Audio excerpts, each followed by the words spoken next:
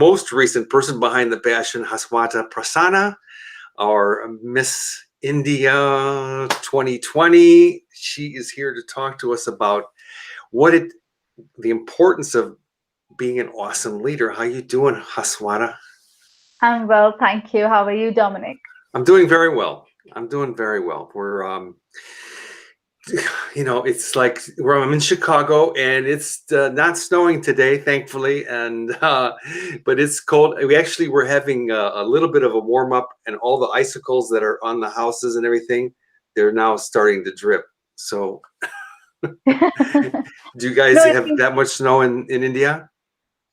no, it's not that much snow in the, except for the hill stations. But Yeah. there is some snow happening here, and it's been pretty cold around me. And I love it when I'm on vacation, but otherwise, it's so hard for me to live in these cold surroundings. So I've been like having all my, warm blankets and heater and all of that. You got to stay warm. I understand totally. So, Yeah, well, thank you for being on with me and for being willing to talk about your experience. You had told us before you had been, uh, nominated, and you became Mrs. India, which is a that's right. huge achievement. That's monstrous. But the process going through that was, from what you said, was not an easy one.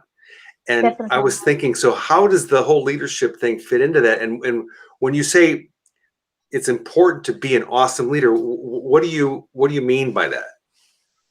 So I believe that leadership comes in like everything that you do.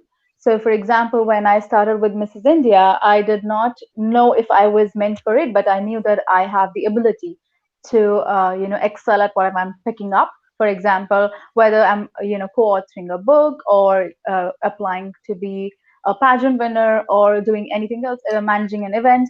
I have won awards in all these categories, and it's not about the awards. It's about people recognizing that you have that leadership within you to, actually go ahead and excel and also encourage and inspire others to do the same.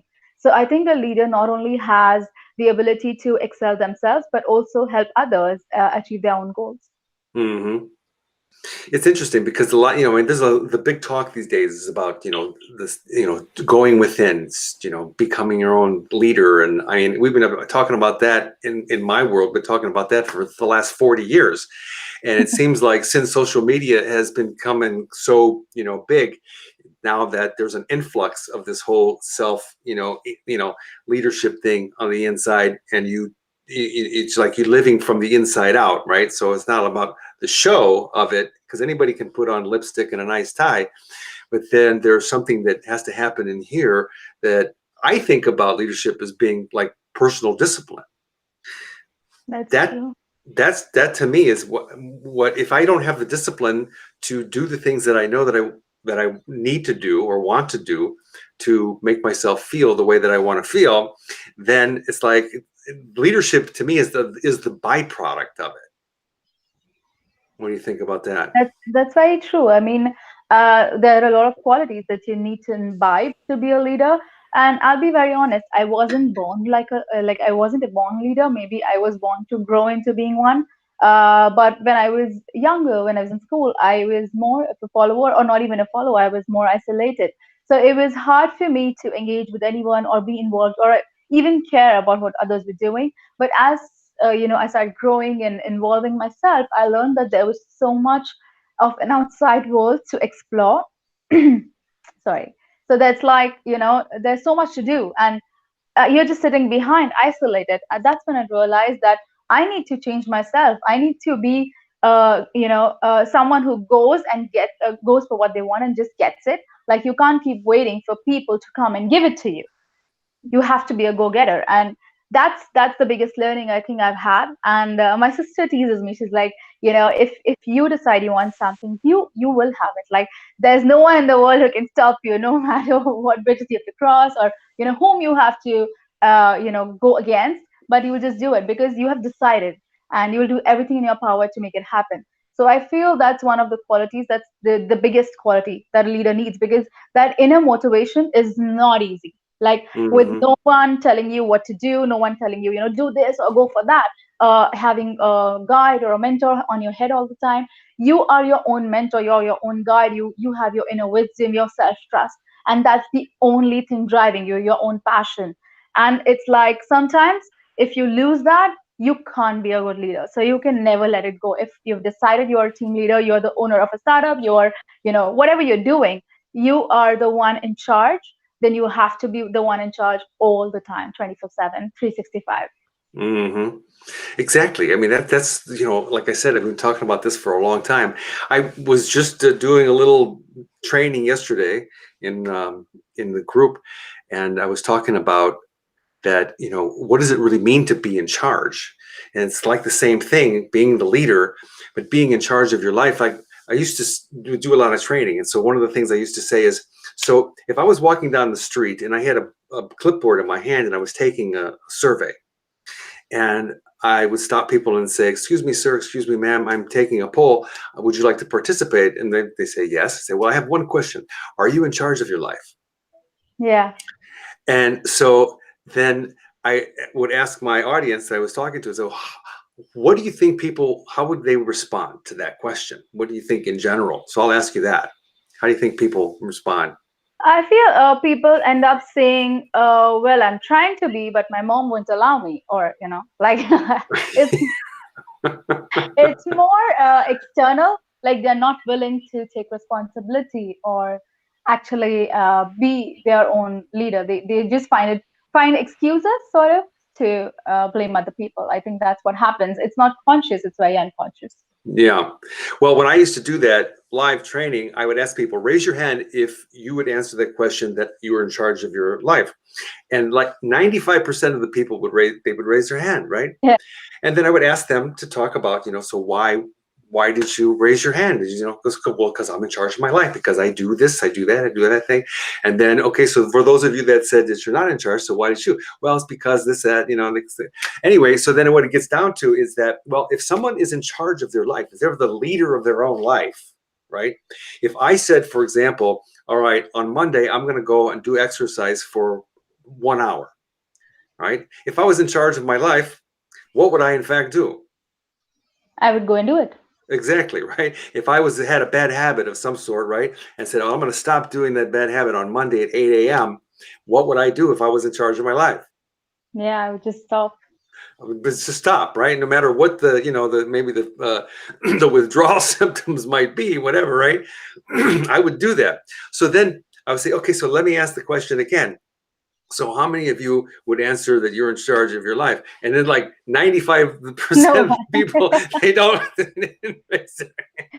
one. But that's about striving toward, don't you think? I mean, that's like, I'm not talking about being perfectionists, right? Um, but to strive toward having a good handle on my thoughts, my feelings, my habits, my actions, my behavior, the words that come out of my mouth. If I have a good handle on that, then I mean, I'm going to feel pretty darn good about myself, don't you think? Very true. And I think that's where the part of being disciplined comes in. Like you perfectly said, that without discipline, you can't actually do anything or actually finish your goals or fulfill your dreams, because you need to be very disciplined in order to, take that step further every day. And I feel that's also one of the biggest challenges in my life, because, not in a negative way, but traditionally Indians are more relaxed. Like they're not taught to be very disciplined, like it's not naturally imbibed. Like if they tell you it's 7 p.m., be there at 7, it's okay if you're there by 8 p.m. It's sort of expected, and it's not the end of the world. But I know for all of my clients in Canada, US, UK, if I did that, they would just never see my face ever again. So so I think this I learned this lesson with my mentor from the UK. She told me, you have to be there by 7 a.m. I said, yeah, of course I'll be there. And she looked at me and she's like, 7.00, not 7.01. Okay. I mean 7 a.m. And I was shocked to my core because I was not used to listening to that. And it felt like, that she was just being foolish or silly about it. But when I did that, it felt really good. I was there by 7.00 and I could do it. it was not the end of the world. It was a little scary, but I did it. And Yeah. that's when I realized that it's in our mind. All these games, all these, these issues that we create, it's more here than actually there. Yes, exactly. And there's, I mean, there's such a big topic, leadership, and being an awesome or an amazing leader, whatever.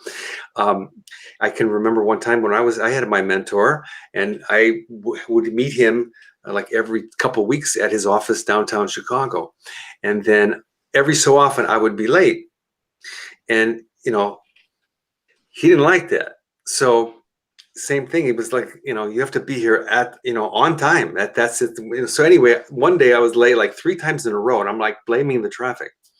And he said, "Listen, you want to work with me?" He said, "If you're late one more time, I'm done." And I was like, ugh, you know, freaking out. So the next time I had an appointment with him, I'm like, actually, I was around the house and I was doing stuff, and then I kind of lost track of time, and all of a sudden I look at the clock. Oh my God, I need to go. And that's like what normally happens. People don't like, I'm okay, I'm going to be late, right?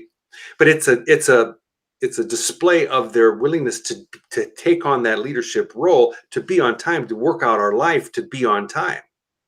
So anyway, I got lost track of time, and I'm driving to downtown Chicago through traffic, and I'm weaving in and out and all this stuff, and I get about a block and a half away from his office, and the traffic's just stopped, and I'm sweating like this. And I'm like, oh my God, I got like 6 minutes to get to the thing. There's no way. So I pulled my car as close as I could to the side. I got out, locked the door, and I ran all the Wow. way to the thing, push the button, like this. I get up there, and it's like 30 seconds left Oh, wow. Beautiful. before the thing. And I'm like knocking on the door, and he opens the door, and he goes, "Are you okay? You okay?" I'm like, "Yeah, yeah, yeah. I made it on time."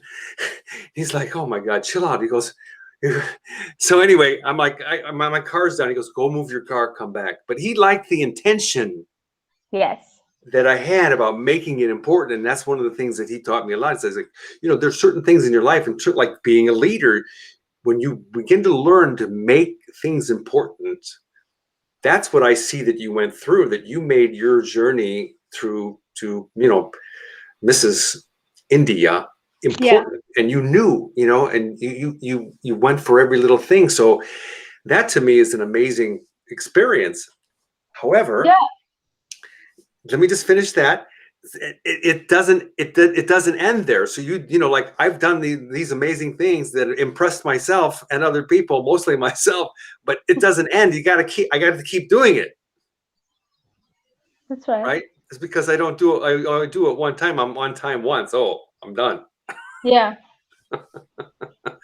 So what was it like? What was some of the leadership challenges that you had or have had in your life? It's been majorly procrastination and meeting deadlines. So, when I have something really exciting on my plate, I tend to procrastinate because I think the rush of waiting for it is like driving me crazy. And I'm like, I'll do it. And it also makes me a little bit nervous. So I sort of procrastinated that. That was me earlier. And then meeting deadlines was a big deal because if I told you I'm going to, meet you here at this time or this day, or, I'm going to do this talk right now. I ended up never doing it. Like, it used to be a week later, months later, days later, something like that, because it was just hard for me to Mm-hmm. actually, I'm very outgoing and, like, I love to, I'm very impulsive. So I love to do new things. And I think that's a creative side to every marketing person because we have to be like that to be into marketing. Like, it's a common trait. But I slowly realized that if I keep doing this, it's going to ruin my career because I am actually being unprofessional. And Mm-hmm. that is something I would never be. That was my one goal in life. That professionalism is everything. Even if I'm Mm-hmm. not working, that's okay. But if I'm committing something to you, I want to do that. So I started. So I got this tip from one of my other mentors, and she said, "Close your eyes. What time do you have to, send out that email?" I said 8 p.m. And she said, "Okay, fine. How long? How much later will you end up sending it usually?" I said, it could be 9 p.m., it could be a day later, 9 p.m. And she said, think about that deadline being either 7 p.m. on the day before, or maybe 12 p.m. on the same day. What do you think happens? I'll be like, okay, I'll end up sending before 7 p.m. at least. She's like, exactly. Whatever, it's the adrenaline rush that you're going through. And that's what Hmm. I would, recommend to every leader out there who has this habit of procrastination or meeting deadlines is an issue, because um, if you think about that deadline, sort of shift it a bit earlier in your mind, and literally, have all those feelings and that adrenaline rush before that deadline that is in your mind, you will end up always meeting all the deadlines that you ever committed, and in fact meeting them earlier than possible. So Hmm. that's this biggest skill I have developed in the last 1 year specifically, and also over years. Like, it's been so hard, but now I'm there. Like, if we were supposed to be live, and I was there like 30 minutes before and 15 minutes before, almost ready for you. Now there was a tech glitch, but I'm there. I'm not 10:45, no, 11, no, next day, please let's not do it now. Nothing like that. I'm just there. If I commit to you, I'm there. So Hmm. I think that's the biggest challenge.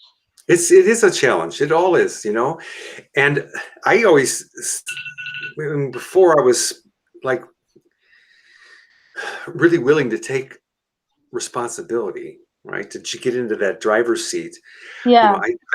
I would find reasons why I couldn't get things done, and I couldn't keep track, and I had, and one of my mentors said to me, was talking about this word procrastination, right? And I'm like, I'm a procrastinator. I'm a procrastinator. I just got to beat myself up all the time because I just can't get out of this procrastination mode, right? And he said, well, I'll tell you what, why don't you procrastinate your procrastination?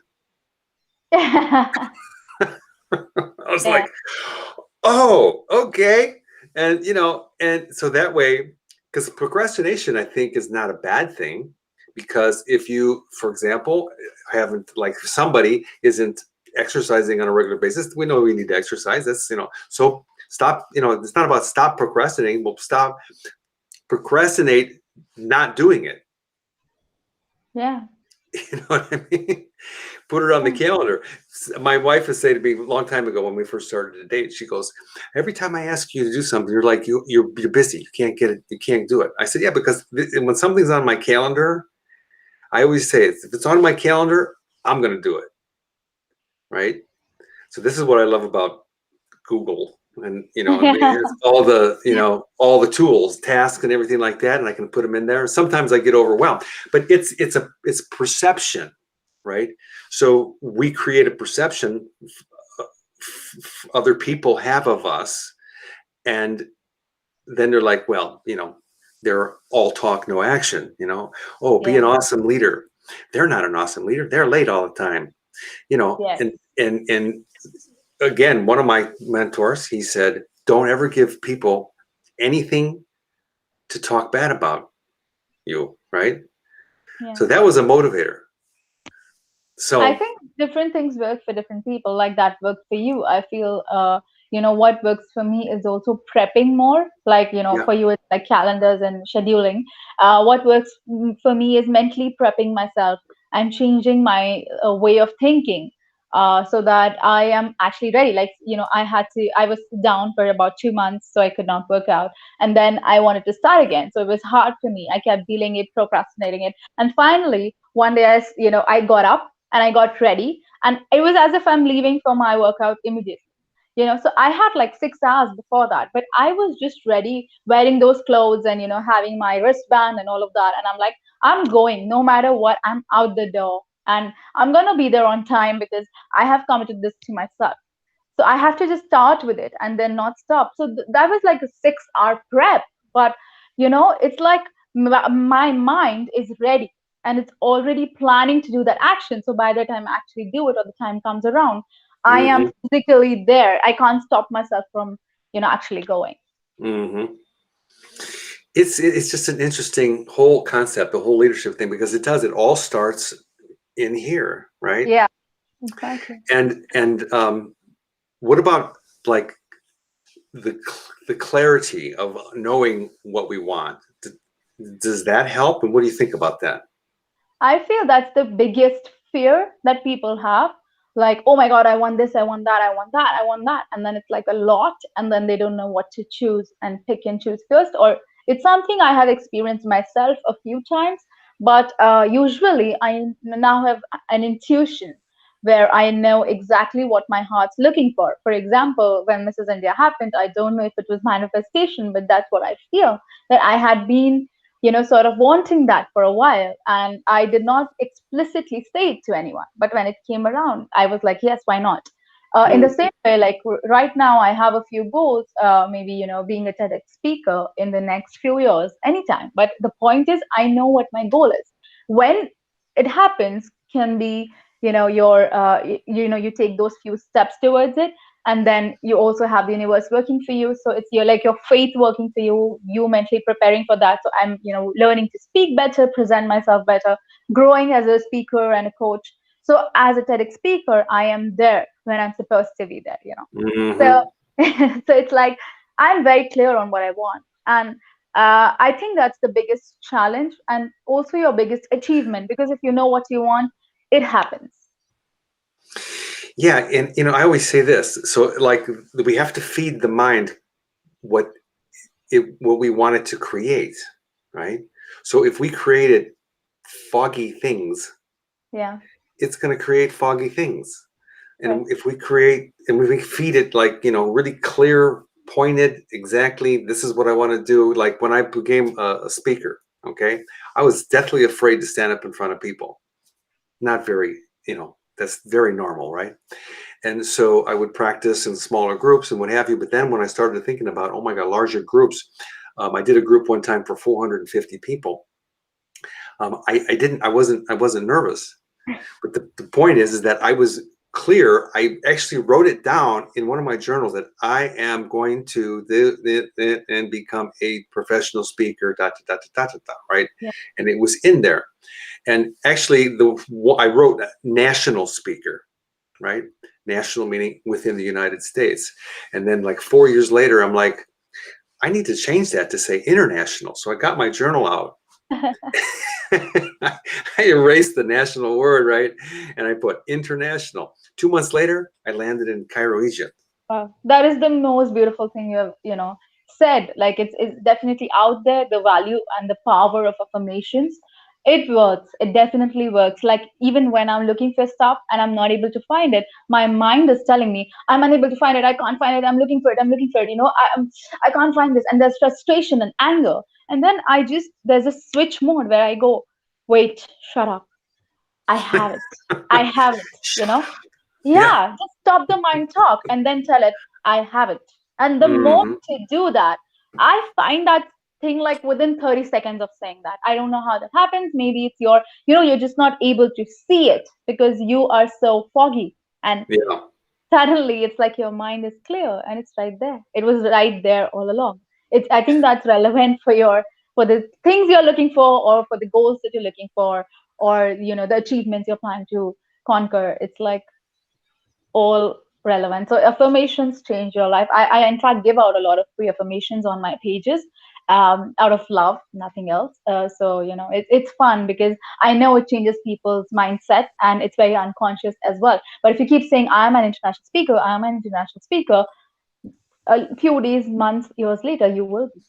Well, the behaviors changed because while I was being a national trainer, right, and speaker, I was doing things that kind of kept me in that space, right? Until I changed that word, I started to do actions that were different that would get me on a more international stage. So it's not really that complicated and mystical, but in my mind, it's really about the clarity of what I want. Correct. So in the affirmations, like I was doing this, I've got this PowerPoint that I was telling you about that I was training in Alexandria, and it's about changing the wording around. Instead of saying I'm going to do this, say I will do this. I I am am doing doing this this. right now. That's right. I'm doing this right now. Whatever. So it's changing we call it mindset, whatever, but it is very directional. So if somebody says the word like, well, I kind of enjoyed myself. Well, it's kinda. or I enjoyed myself and it was very clear, right? So the language has a lot to do with it. And Yeah, in fact, many people come to me as a coach and they tell me, I'm an overthinker. I overthink so much. I want to stop overthinking. I don't want to overthink, and I'm like, stop. You don't want overthinking is not what your mind reads. The word don't just filters through. So you're like, I am an overthinker. I am being an overthinker. It's what your mind is reading. So tell me, what do you want? Don't tell me what do you not want. So then mhm, they tell me, I want more peace and I want more clarity. And I'm like, focus on that. And then, that's how change leadership also happens, because you change the way they're talking and thinking and discussing stuff and putting things out there. That's the first step mhm, to do as a coach. mhm. I agree with that. And even that word more, right? It's kind of like, well, I want to be more happy. Well, what Yeah. does that word really mean? More happy, Mm. or I want to be, more in love. I mean, it's kind of one of those words. It doesn't really make sense. It's a very mushy word, you know? So you can't really measure it. When somebody says, I want to be more, well, is it like 1 pound more or 3 pounds or three, whatever? I want more money. No, I want $10,000 more a month, right? Or something like that. That's like your SMART goals, the ones you're talking about. Like, that would be for every audience watching this. Like, make sure your goals are SMART. So SMART is for S is specific, be specific, like you said. I want more money, but what is specific? I want rupees, or dollars 10,000 every month. Okay. Then M is measurable. So again, the amount is very clear. It's measurable. It should not be like infinite money. That's ridiculous. Mm-hmm. And then attainable. If you're telling me you want 10,000, what are you earning right now? If you're earning like $10 right now, you can't tell me you want 10,000. So have a relevant, a radical approach to it, and be practical about it. And then there's R, which is relevant. It should be relevant to what you're doing right now. If you're doing NGO or social work, you cannot possibly earn that much if that's not, a paid job. So it needs to be relevant to what's happening right now. And T is time managed. So basically, what you're doing has to have a timely goal. For example, Mm-hmm. within a month or within 6 months. So that's how you set your time goal. Like if I would say I want to be a TEDx speaker by 2022 December, and I want to talk about, you know, Mm-hmm. That's great. I mean, this is all what the little nuances of leadership really means, and it's a big topic, and it takes time and it takes discipline. I really think that. Wow, this is great. Thank you. So tell us a little bit more about your business. So you're a marketing guru s. So, yes, I am the Chief Marketing Officer at Suable Business Solutions. We are a one-stop business solutions company where we provide branding, logo designing, websites, marketing, social media, email marketing, everything. It's like everything. The reason that we created this company was to have a one-stop solution to everything, every company, so that they don't have to go running around to 10 different people. Sometimes there are things that we outsource, for example, photography or videography. We do not have it in house. But we have partners who are doing that in specific cities. So if a client comes up and tells us, can you do this product photo shoot? We are like, yes, we can. This is our partner. Please reach out to them. And we give them the number. It's not about any benefit for us. It's not even hidden. It's all transparent. And the reason to do that is actually be that person or that company they can go to every time they need help or support. So Mm-hmm. it works beautifully for most people. Like there's a restaurant in Canada which has 3 locations. We have done everything for them, like the logo, the menu, the designing, the website, then the social media, the branding. Growing their reach. I think their business, like I told you the last time, their business has tripled in 1 year. Wow. Yeah, Congratulations. That's great. thank you. Fabulous. Wow. And so I mean, a lot of people are doing it now, but they're doing business all over the world. Right. And yeah, so let's go through it again. So you have office there in India, and Hmm. then there's one in Canada somewhere, Calgary, that's right. in Calgary, and then You said one. Mumbai, India, Jaipur, India, and then Calgary, Canada. Okay, gotcha. Right. You need one in Chicago. I'll see you soon. Okay, we'll find somebody to take on your franchise. Yeah, I would love that. Okay, you went like this. I would love that. Like, no, I would Yeah, love I would love that. Yeah, yeah, yeah, yeah. that. Oh, it's so funny. Okay, wow. Well, we are at the 30-minute mark. Thank you so much. Will you please come back? Yes, definitely, for sure. I'm looking forward to it. All right. Anything you'd like to say to our members? Yes, I feel that there are a lot of things you can do to be a leader, but most of all is self-trust. So always trust yourself, believe in you, and the power is you. So go be a leader. All right. That's great. Thank you so much. All right. We'll Thank see you next time. Thank you all for watching. From all of us here at the Self Achievement Network, remember to stay inspired and have fun. We'll talk to you soon.